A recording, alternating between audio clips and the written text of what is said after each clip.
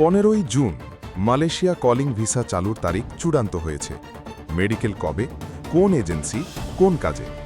আসসালামু আলাইকুম প্রিয় ভাইয়েরা, আজকে এমন একটা দিনে আপনাদের সামনে বসেছি যে দিনটার কথা আপনারা হয়তো কয়েক মাস ধরে অপেক্ষা করছিলেন। যারা এখনও আমাদের চ্যানেল সাবস্ক্রাইব করেননি, এই মুহূর্তে সাবস্ক্রাইব বাটনে চাপ দিন এবং বেলটা বাজিয়ে রাখুন, কারণ মালয়েশিয়া ভিসার এই ধরনের আপডেট যদি আপনি সবার আগে না পান তাহলে পিছিয়ে পড়বেন এবং সেই সুযোগটা অন্য কেউ নিয়ে নেবে। ভাই, এই ভিডিওটা শুরু করার আগে আপনাকে একটাই কথা বলবো। আপনি যদি মালয়েশিয়া যাওয়ার স্বপ্ন দেখে থাকেন, যদি রাতের পর রাত ঘুম না হয়ে থাকে এই চিন্তায় যে কবে যেতে পারবেন, যদি দালালের কাছে গিয়ে হতাশ হয়ে ফিরে এসে থাকেন, তাহলে আজকের এই ভিডিওটা আপনার জন্যই। কারণ আজকে আমি আপনাকে শুধু একটা তারিখ বলবো না, বলবো সেই তারিখের পেছনের পুরো গল্প। বলবো কিভাবে আপনি সবার আগে এই সুযোগটা ধরতে পারবেন। বলবো কোথায় ভুল করলে সব হারাবেন এবং কোন পথে গেলে নিরাপদ মালয়েশিয়া পৌঁছতে পারবেন। তাই ভিডিওটা 1 সেকেন্ডের জন্য বন্ধ করবেন না, কারণ আমি ধাপে ধাপে এমন তথ্য দেব যেগুলো অন্য কোনো চ্যানেলে এভাবে পাবেন না। 15 জুন, এই তারিখটা এখন বাংলাদেশের কোটি মানুষের মুখে মুখে ঘুরছে। চায়ের দোকানে, বাজারে, মসজিদের বারান্দায়, গ্রামের উঠানে, সবখানে একটাই আলোচনা। 15 জুন থেকে মালয়েশিয়া কলিং ভিসা চালু হবে। কিন্তু বেশিরভাগ মানুষ শুধু এটুকুই জানে না যে এই 15 জুন মানে ঠিক কি, এই তারিখ থেকে কি শুরু হবে, কি শুরু হবে না, কারা যেতে পারবে, কারা পারবে না, কত টাকা লাগবে, কোন এজেন্সি বৈধ, কোন কাজে সবচেয়ে বেশি লোক নেবে এবং মেডিকেল কবে থেকে শুরু হবে। এই পুরো চিত্রটা না জানলে শুধু তারিখ জেনে কোনো লাভ নেই, বরং বিপদে পড়ার আশঙ্কা আরও বেড়ে যায়। প্রথমে বুঝতে হবে এই 15 জুনের পেছনে আসলে কোন প্রক্রিয়া কাজ করছে। মালয়েশিয়া এবং বাংলাদেশ সরকারের মধ্যে যে দ্বিপাক্ষিক শ্রম চুক্তি রয়েছে, তার আওতায় কলিং ভিসা পদ্ধতিতে কর্মী প্রেরণের যে প্রক্রিয়া চলছিল, সেটা বিভিন্ন কারণে বারবার থমকে যাচ্ছিল। কখনো মালয়েশিয়া পক্ষের সিস্টেম আপডেটের কারণে, কখনো বাংলাদেশ পক্ষের প্রশাসনিক জটিলতার কারণে, আর কখনো অনুমোদিত এজেন্সির তালিকা নিয়ে বিতর্কের কারণে। কিন্তু এবার সেসব বাধা অনেকটাই সরে গেছে।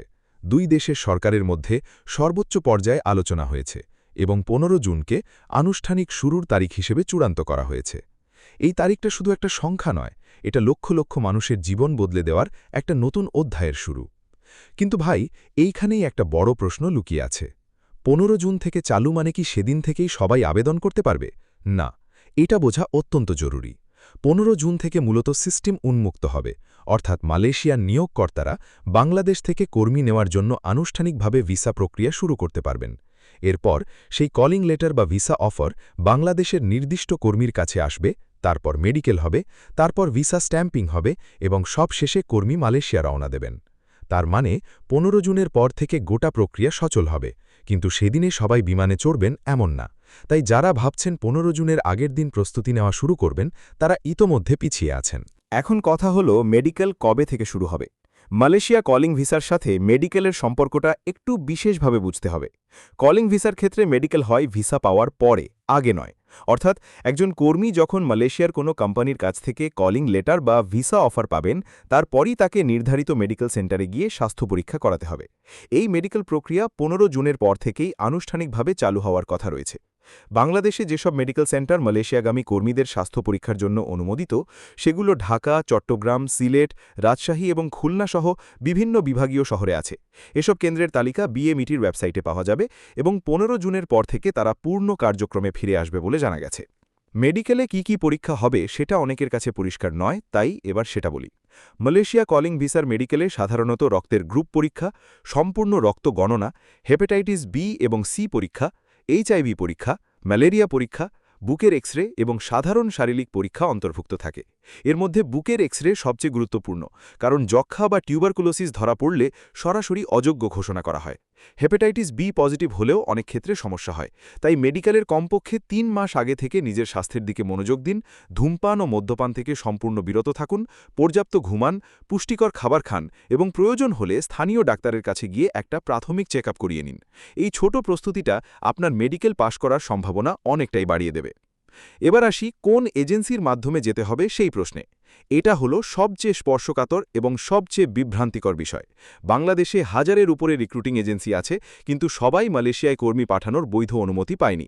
মালয়েশিয়া কলিং ভিসার ক্ষেত্রে কেবলমাত্র সেই সব এজেন্সি কাজ করতে পারবে যাদের মালয়েশিয়ার মানব সম্পদ মন্ত্রণালয় কর্তৃক অনুমোদিত এবং বাংলাদেশের প্রবাসী কল্যাণ মন্ত্রণালয়ে নিবন্ধিত। এই দুটো শর্ত একসাথে পূরণ না করলে সেই এজেন্সি মালয়েশিয়া কলিং ভিসার কাজ করতে পারার কথা নয়।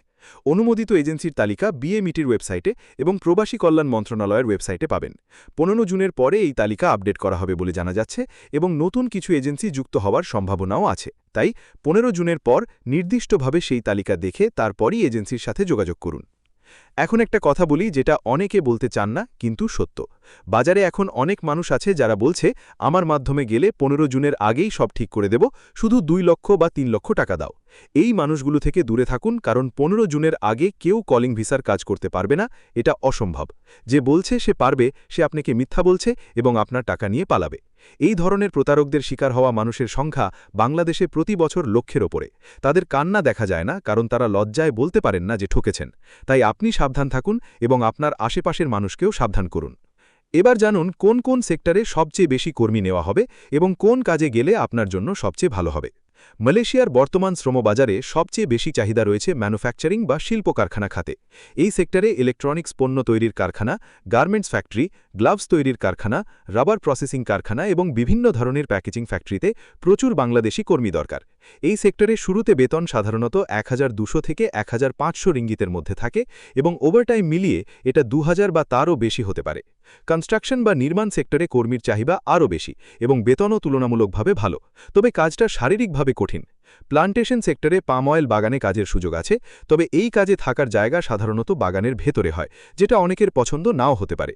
সার্ভিস সেক্টরে হোটেল, রেস্তোরাঁ এবং ক্লিনিং সার্ভিসে কাজের সুযোগ আছে, তবে এই সেক্টরে মালয়েশিয়ার ভেতরে অন্য দেশের প্রতিযোগিতা বেশি। একটা বিষয় এখানে বিশেষভাবে বলতে চাই, যেটা সাধারণত কেউ বলে না।